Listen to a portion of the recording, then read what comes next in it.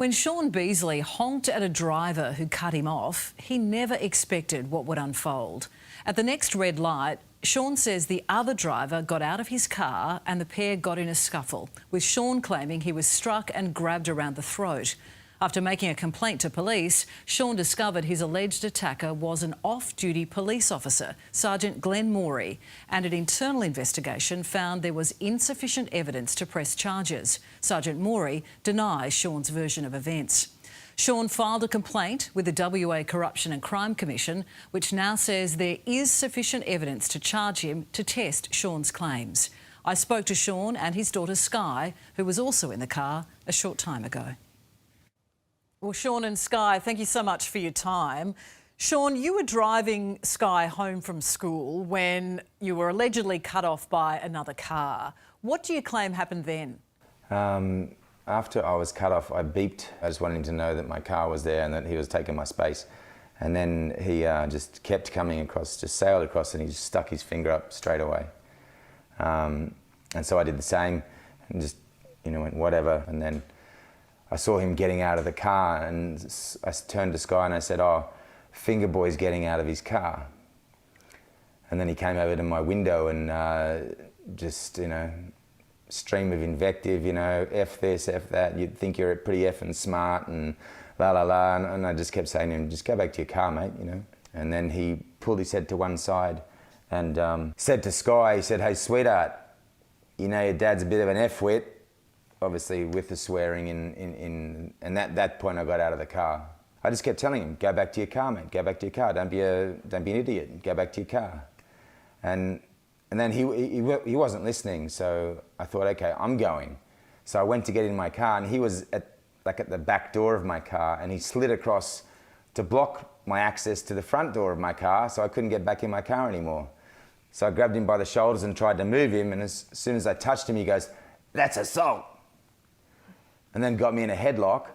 And then, I tried to get out of the headlock, and then he ended up with his hands around my throat, choking me. And Sky, what were you thinking when all this was happening? As soon as he got out of the car, I was like, what is he doing?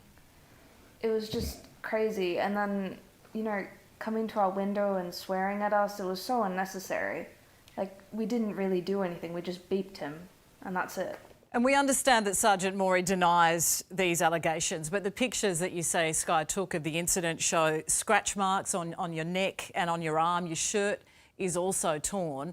Things got very complicated and very heated, didn't they? Oh, 100%, yeah. He just launched into me. All because I beep, and that was it. So WA Police Internal Affairs, the unit later found that there was insufficient evidence to charge Sergeant Morey. What did you think when you heard that? I was outraged, I remain outraged, I live outraged by it. It was so farcical. They had photos of his hands around my throat. If they zoomed into the glasses, in one of the photos, you could see his other hand on the front of my throat, and that was the excuse they gave me. Well, we can't charge him because we can only see one hand. It's just ridiculous. I couldn't believe it, couldn't believe it. Do you think that you also went too far? Not at all. Not at all. So you don't think that your response was inflaming the situation?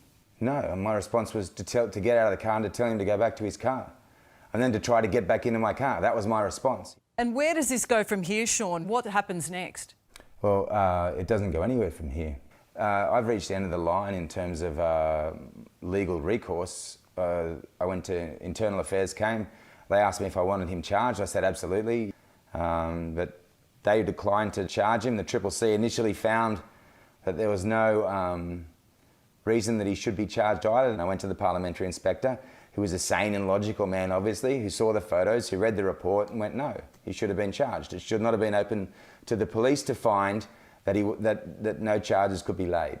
He said that wasn't a conclusion that was open to them based on the evidence they received. It was absolutely, they had enough prima facie evidence for a magistrate to decide.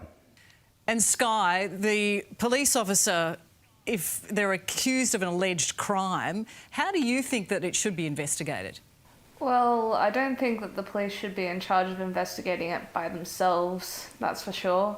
But I feel like there should be a different government body to you know, independently charge them and, you know, find out whether they're guilty or not and do an investigation. So you say you've lost faith in the police as a result of this. What needs to happen for you to win that trust back? Oh, they need to empower the CCC and the Parliamentary Inspector to level charges against people who do this sort of thing.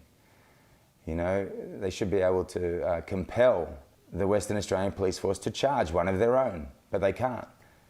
Both the CCC and the Parliamentary Inspector said charges should have been laid. They communicated that to the Western Australian Police Force, and the Western Australian Police Force did nothing. Well, we'll see where it goes to from here. Sean and Sky, thank you so much. You're welcome. WA Police repeated to us that its Internal Affairs Unit found there was insufficient evidence to prosecute any criminal offences and that action was taken against the officer. What that action was, they didn't say.